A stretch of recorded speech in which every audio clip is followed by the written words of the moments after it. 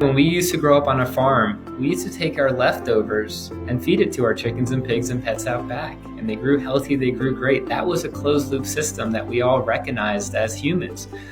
Obviously now we all do not live on farms, but we wanted to take that same notion, that same concept, and bring it to a large scale infrastructure.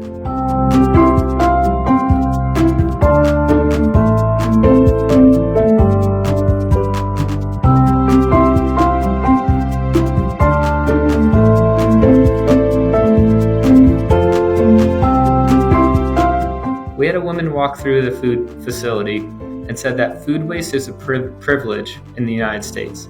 And it's true. The food that we are collecting after any community donations can occur, we are able to preserve the nutrient value of that, preserve the cold chain, and it's still food that you and I would have a barbecue and make a salad out of. It's a shame as to what we are throwing away, but that is the reality of the massive food system that we are all a part of. And so the next best usage of that food after community donations can occur is into an animal feed.